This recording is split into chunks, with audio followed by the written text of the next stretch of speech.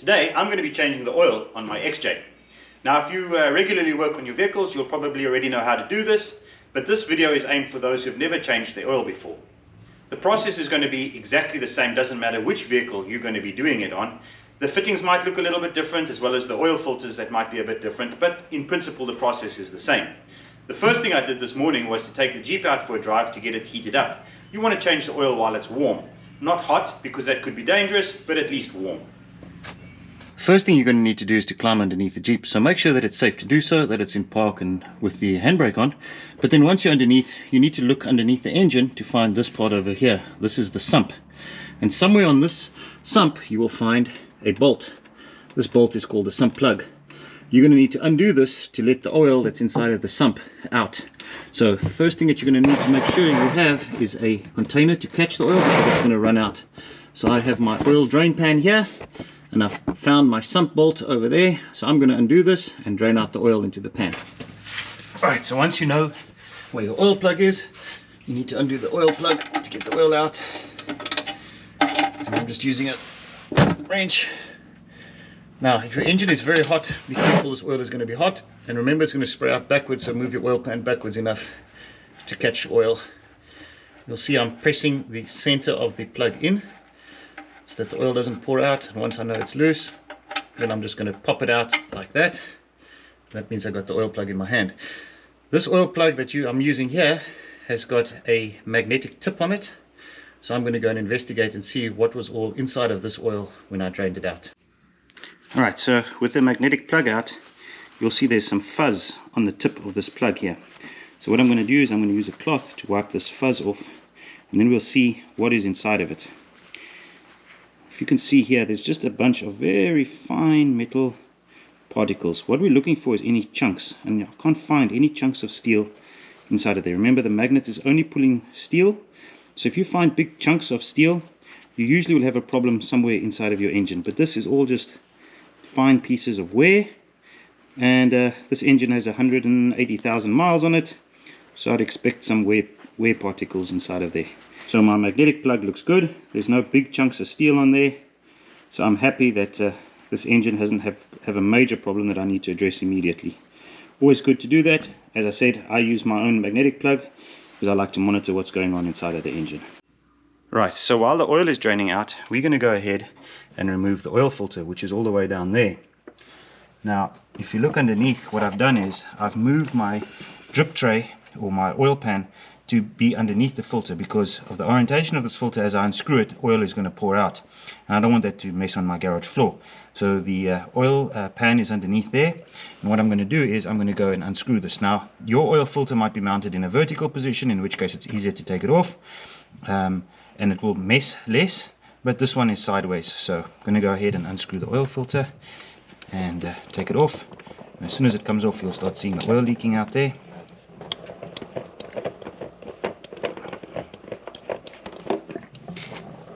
Turn it up the right way as quickly as possible, and now I've got to pull it out between all of this here. Alright, so what I'm going to do with the oil filter is I'm going to put it into my drip pan and turn it upside down. That way all the oil can run out of it and into the drip tray, the oil pan, and I can capture all of that oil and not have it leak everywhere. Alright, so you may have noticed that the filter that I took off was not the original Mopar filter. So right here I've got the original Mopar filter with the one that I use. This is a Ford FL1A.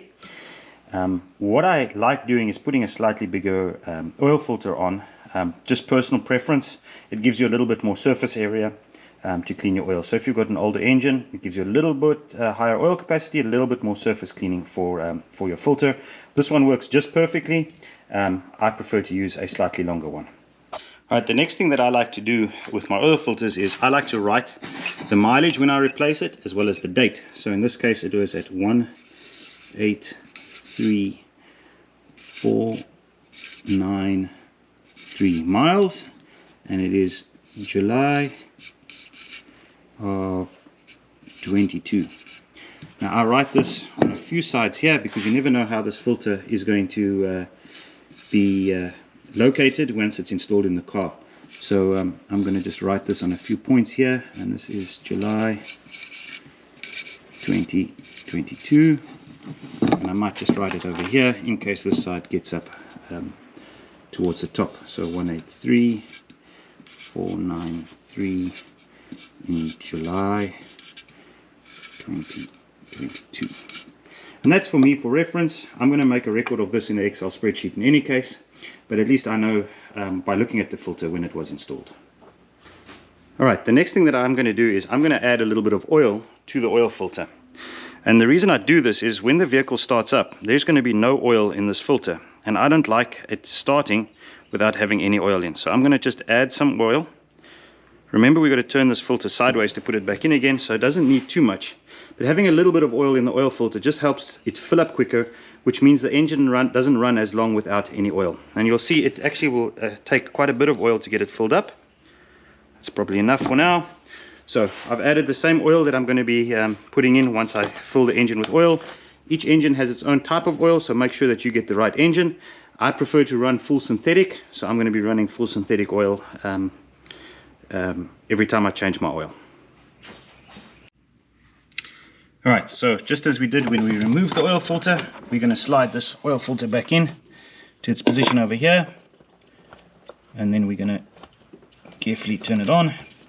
Now, interestingly enough, oil filter shouldn't be too tight. If you tighten this, you are going to really struggle to get it removed. So usually it tells you how to do it. I like going till it's snug up like that, and then just carrying on to give it another couple of turns until it is tight. Now my hand is slick from the oil.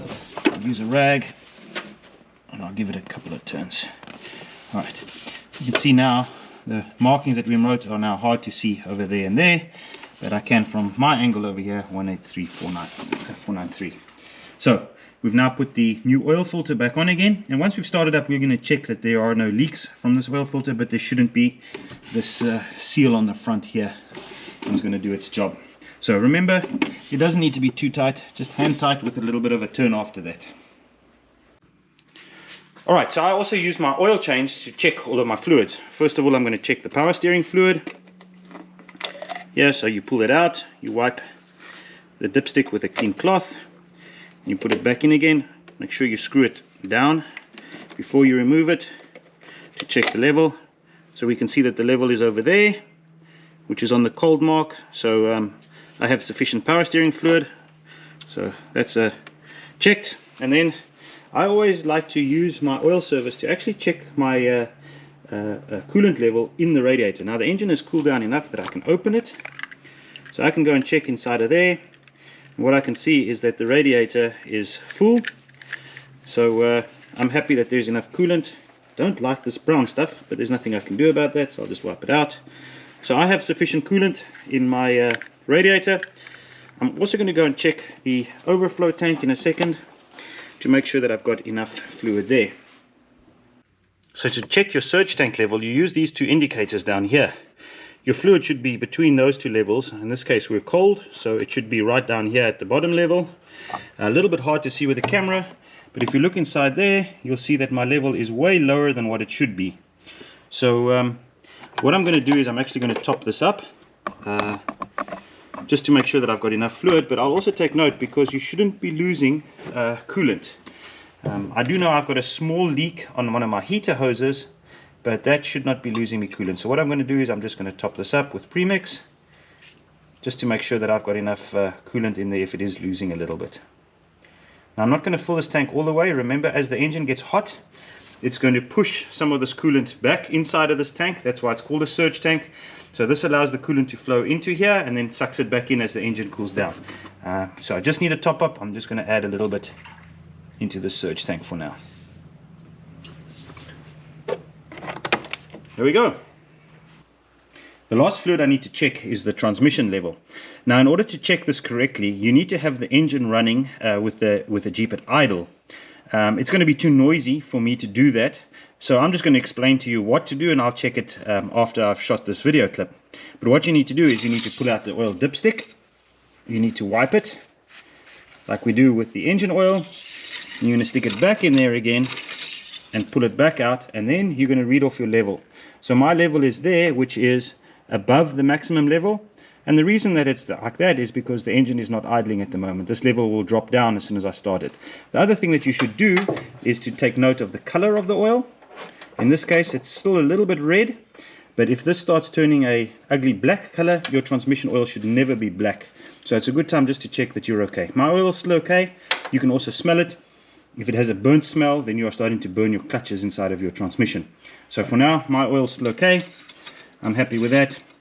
And I'll check it once it's running to make sure that it is sufficient. Right, so the next very important step is to remember to put your oil plug back on again. If you don't, when you fill it up with new oil, what's going to happen is it's all going to just come running back out into your drip pan. So I've put this on, and with the magnetic plug, I just got to be careful how I pop it in. Now there should be a torque spec that you should torque this to. I'm just have a hand feel. You don't need to do this too tight. You just want to make sure that there's no leaks. So I'm just going to give it a nice nudge like that, and then I will check it later to see if there are any leaks. And the best way to make sure that I know if it's leaking or not is to wipe away any oil that might be around the plug. That way, if there is any new oil here, we know that the sump plug is leaking. So now I know that it's nice and clean. If I find an oil drip over here, then I know that the sump plug is leaking and I need to fix that. All right, so we're done underneath. We can now go back up to the top. The next thing we're going to do is to put the new engine oil in. So the easiest way is to use a funnel, and then you're going to take your can of oil and you're going to fill it up. Now I know how much oil needs to go in, so I need to use about 1.5 of these cans, and then I'll do the final check on the oil dipstick to make sure that I've got the right amount of oil in the engine.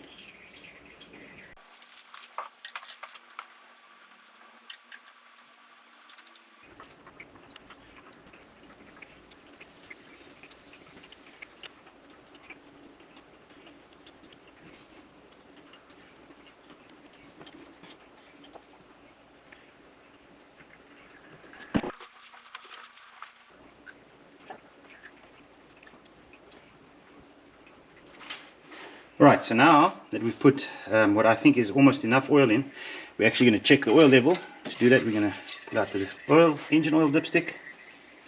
We're going to wipe the engine oil dipstick to remove any oil that is on there at the moment.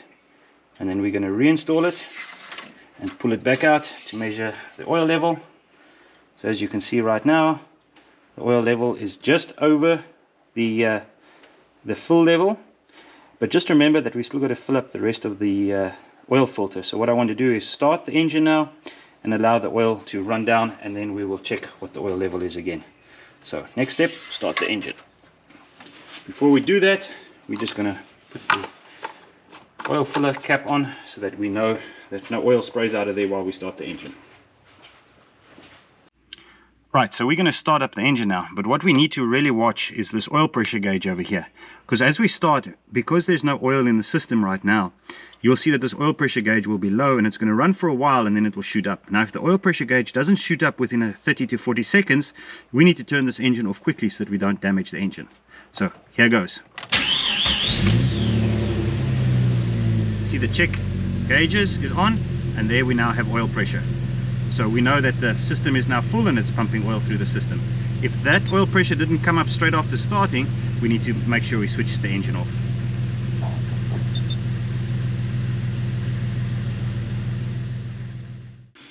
Now that we've started the engine, we can do a final oil level check, and it's going to be exactly the same as we did previously. We're going to pull out the dipstick, we're going to wipe it clean, we're going to reinsert it, and then we're going to check the oil level. We'll make a big mess either way. And then pull it out and see where our oil level sits. So right now our oil level sits right here, which is at this mark that says safe, so we know that we've got the correct oil level inside of the engine. So we've done the oil change now, we've got sufficient oil in the system, and we know that we're good to go. Alright, so what I do with my old engine oil is I actually pour it back into the cans that it came in. Usually the place that you bought your engine oil from will take your old oil back. So if I put it into this can, it's easy for me to go and take it back to have it recycled.